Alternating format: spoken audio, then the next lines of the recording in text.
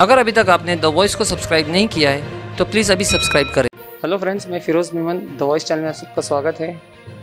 जैसा आपने सुना होगा कि भिवंडी के अंदर कोरोना का जो एक कहर चल रहा था जून के महीने में, जुलाई के महीने में, तो अब हमको उतना जो स्प्रेड देखने को नहीं मिलता, उतना जो डर था वो लोगों में से निकल गया। तो उसकी सिर्फ एक वाहिद वजह है, जो भिवंडी के अंदर जो हमारे मनपा के अंदर कमिश्नर जो आए थे डॉक्टर पंकज आशिया, तो उन्होंने आके इमीडिएटली जो कंट्रोल किया था।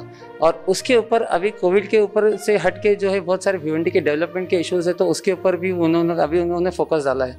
तो यहाँ पे आज हमारे साथ खुद एक स्पेशल हमारे साथ में बात करने के लिए डॉक्टर पंकज आशिया खुद आए। तो हम सर से थोड़ी सी बात करेंगे भिवंडी के डेवलपमेंट पे। तो सर, आपका बहुत बहुत स्वागत है हमारे चैनल में।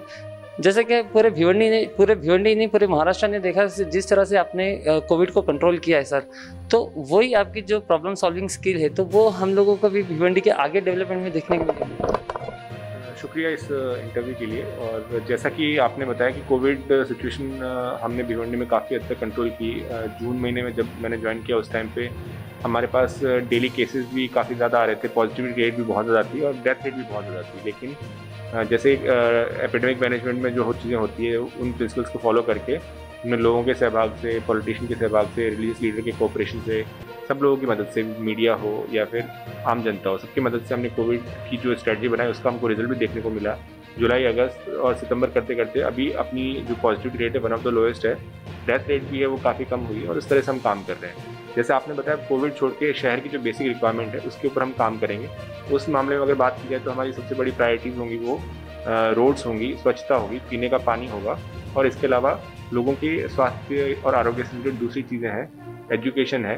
धीरे धीरे मनपा के अंदर हमको सिस्टम्स डेवलप करने पड़ेंगे कि जैसे कि हम एडमिनिस्ट्रेशन को अगर जितना स्ट्रॉन्ग करेंगे, यहाँ पे सिस्टम जितने अच्छे होंगे, तो सिस्टम बिल्ड करना सबसे इम्पॉर्टेंट है। तो इन सारी चीज़ों को पूरा करने के लिए म्यूनसिपल कॉर्पोरेशन में हम सिस्टम डेवलप करने पे ज़्यादा फोकस कर रहे हैं। सर, एजुकेशन के मामले में हम लोग क्या इम्प्रूवमेंट देख सकते हैं? जैसे कि जब जो म्यूनसिपल स्कूल्स है, तो क्या उनका इंफ्रास्ट्रक्चर या तो फिर एजुकेशन क्वालिटी, उसमें कुछ हम लोगों को इम्प्रूवमेंट देखने मिलेगा?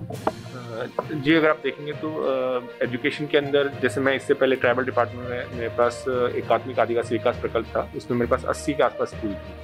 तो स्कूल में दो चीज़ें सबसे इंपॉर्टेंट होती है स्कूल एजुकेशन के अंदर। पहली चीज़ होती है स्कूल के अंदर बेसिक इंफ्रास्ट्रक्चर। उसमें अगर स्कूल की बेसिक मरम्मत की बात हो, वहाँ पे drinking water, sanitation, toilets, basic repair, electricity का काम, ये एक पहला हिस्सा हो गया।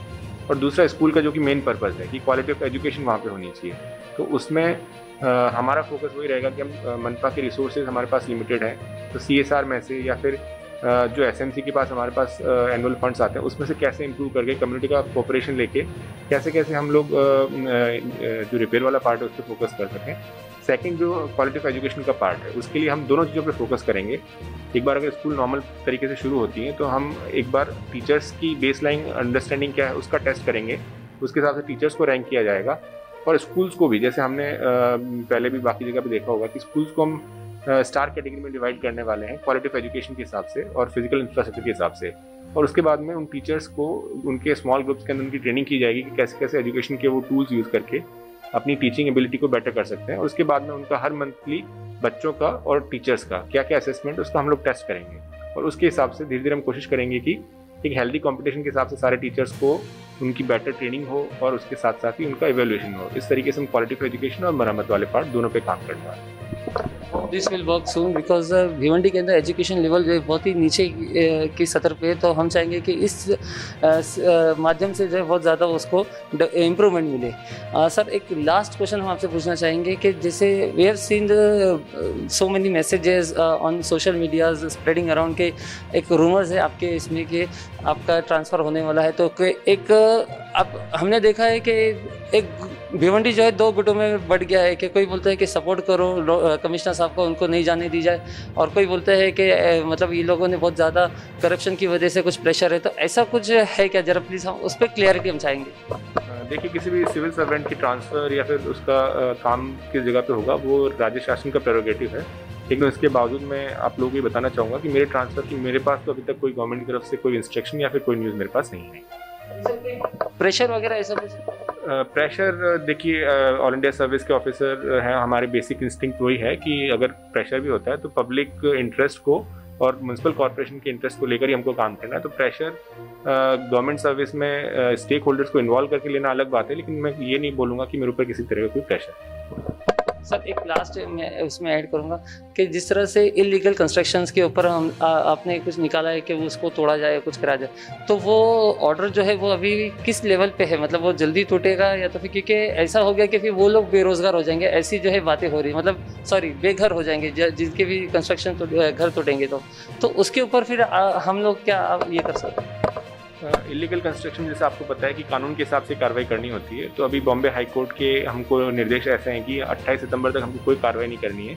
लेकिन जैसे आपके माध्यम से मैं लोगों से वो अपील करना चाहूँगा कि इलीगल बिल्डिंग सिर्फ नाम से इलीगल नहीं, उसका मकसद ऐसा भी है कि वो सेफ्टी के हिसाब से और लोगों के रहने के हिसाब से लॉन्ग टर्म में सेफ नहीं होती। इसलिए बॉम्बे हाई कोर्ट और सुप्रीम कोर्ट ने बार बार बोला है, और उसी के बिना पे मैं जनता से वापस अपील करूंगा कि अगर आप इलीगल या फिर ऐसी कोई धोखादायक बिल्डिंग में रहते हैं तो उसमें आप रहना प्रेफर ना करें।